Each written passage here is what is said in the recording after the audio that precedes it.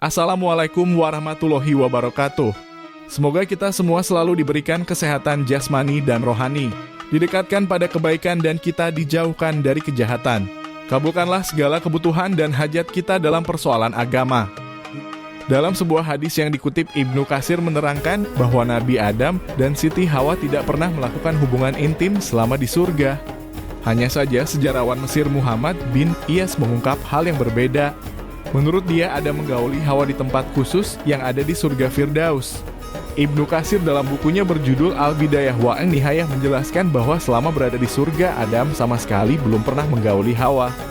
Hal ini bisa disimpulkan dari riwayat yang dituturkan oleh Anas radhiyallahu anhu bahwa Rasulullah bersabda Adam dan Hawa turun dari surga ke bumi dalam keadaan telanjang dan keduanya hanya mengenakan beberapa helai daun dari surga untuk menutup auratnya. Kemudian Adam merasa panas hingga ia duduk menangis sembari berkata kepada istrinya, "Wahai Hawa, sungguh hawa panas ini telah membuatku sakit." Maka datanglah Jibril kepadanya Adam dengan membawa kapas dan memerintahkan kepada Hawa untuk memintalnya setelah mengajarkan cara memintal padanya. Setelah itu Jibril memerintahkan kepada Adam untuk menenun dan mengajarkan padanya cara menenun. Ia juga menambahkan Adam belum pernah menggauli istrinya selama di surga hingga keduanya turun dari surga dikarenakan kesalahan mereka memakan buah pohon khuldi. Disebutkan juga, dan keduanya tidur sendiri-sendiri. Salah seorang dari keduanya tidur di satu sisi, sedang yang lainnya tidur di sisi yang lain. Hingga Jibril mendatangi Adam dan memerintahkannya untuk mendatangi istrinya. Ditambahkan dan Jibril juga mengajarkan kepadanya bagaimana mendatangi istrinya. Setelah Adam mendatangi istrinya, Jibril menjumpainya lagi dan bertanya kepadanya, "Bagaimana dengan istrimu?" Adam menjawab, "Ia orang baik."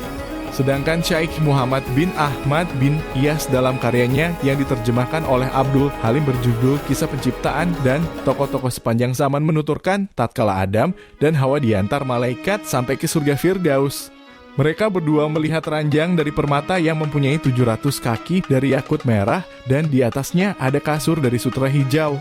Malaikat berkata, "Wahai Adam, tinggallah di sini bersama Hawa." Maka keduanya turun dan duduk di atas ranjang tersebut. Lalu mereka berdua disuguhi 2 petikan anggur. Satu petikannya panjangnya sama dengan menempuh perjalanan sehari semalam. Mereka berdua makan, minum dan bermain-main di taman surga. Apabila Adam ingin bersenggama dengan Hawa, maka dia masuk ke dalam kubah yang terbuat dari permata dan zabarjud. Mereka berdua ditutupi oleh satir yang terbuat dari sutra.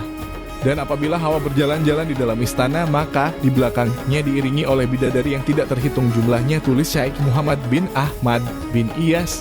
Muhammad bin Iyas 1448 hingga 1522 adalah salah satu sejarawan terpenting dalam sejarah Mesir modern.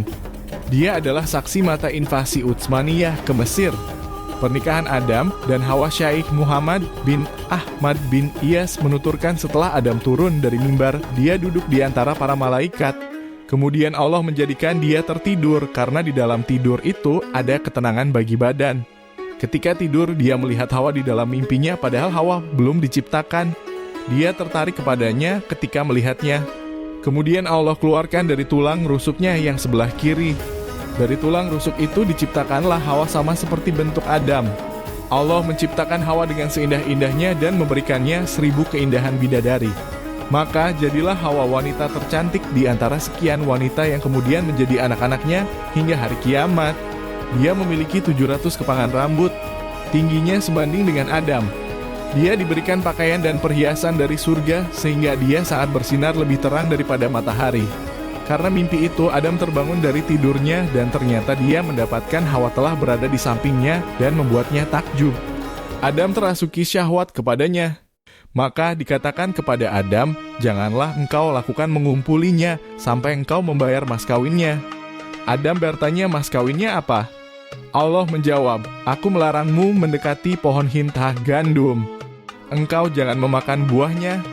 Itulah mas kawinnya."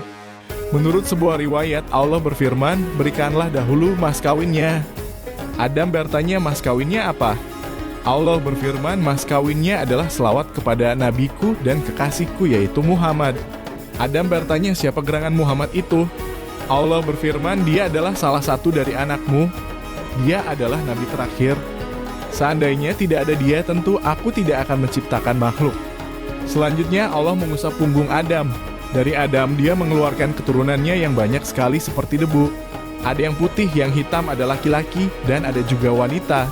Dia mengalirkan cahaya kepada mereka dari cahayanya. Barang siapa menangkap cahaya itu, maka dia menjadi orang yang beriman, dan orang yang tidak mengambilnya akan menjadi kafir. Di antara mereka ada orang-orang yang mendapatkan cahaya yang berkilau. Adam bertanya, "Wahai Tuhanku, siapakah mereka itu?" Allah menjawab, "Mereka adalah para nabi dari keturunanmu, wahai Adam." Kemudian Allah mengawinkan Adam dengan Hawa. Itu terjadi pada hari Jumat menjelang sore hari. Oleh karena itu disunnahkan akad nikah dilaksanakan di hari Jumat. Menurut sebuah riwayat, Adam itu lebih menawan daripada Hawa, tetapi Hawa lebih lembut. Kemudian Allah memerintahkan malaikat Ridwan, juru kunci surga, untuk mendekorasi gedung dan mendandani wildan anak-anak yang ada di surga dan para bidadari.